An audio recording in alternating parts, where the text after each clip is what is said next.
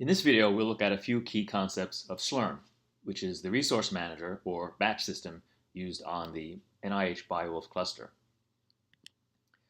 Let's start by comparing interactive computing versus computing using a batch system. In interactive computing, a command is issued to a shell running on, say, a desktop computer or a lab server, and output from that command is immediately returned to the user. In a batch system, the commands are written into a script which is submitted to a submit host, usually the login node. This results in a job being placed in a queue.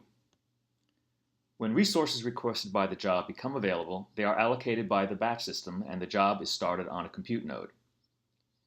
Any output from commands in the job are then written to output files on a storage system.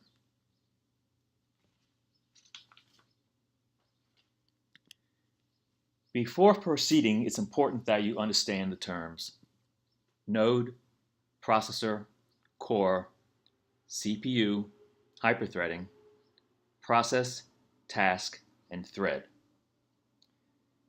If you're unsure, please watch the Cluster Basics video on the Introduction to Beowulf training page.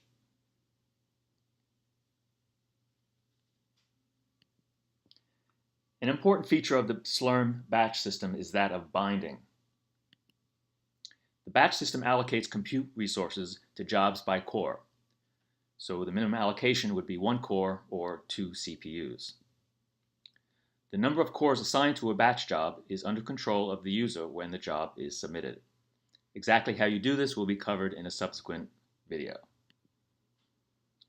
Slurm uses the Linux kernel to bind tasks, that is processes, to cores. This diagram represents a compute node with 8 cores, and since hyperthreading is enabled, 16 CPUs. When a job starts, it's allocated a number of cores, and those tasks are bound to 1 or more cores. So here, task A is bound to a single core, task B is bound to 2 cores, and task C is bound to 4 cores.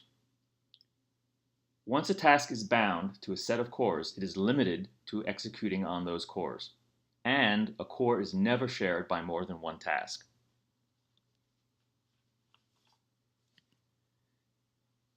Because a task can be multi-threaded, the number of threads per task must be considered when requesting compute resources.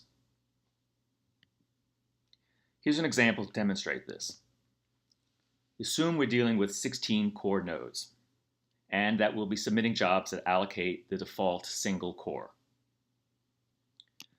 So in the first case, job 1, we have a single task, which is single-threaded, and that single thread runs on the allocated core.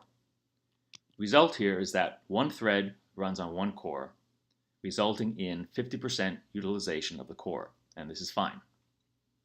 The second job, however, is also a single task, but this task is multi-threaded, and that will fork 16 threads on the allocated core. The result here is that we have 16 threads running on a single core, resulting in an 8-fold overloading of the core. This job may very well run much more slowly than it would if it were not overloaded.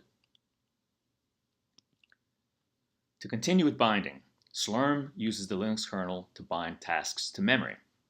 So here again we have our node with the 3 tasks binding to cores, and the additional rectangle in this diagram is meant to represent the memory of a node. And so when these tasks are bound to CPUs, they're also bound to memory. The amount of memory allocated to a batch job is under control of the user when the job is submitted. A task is limited to execute in the memory allocated to it, and tasks which exceed their allocation are killed. Finally, we can categorize jobs running on the cluster into one of 3 types. We can have single-threaded tasks. We can have jobs running multi-threaded tasks in parallel and sharing memory. And finally, we can have jobs running multiple tasks on multiple nodes in parallel. The tasks in these jobs will usually communicate amongst themselves over the cluster network. And that concludes the video.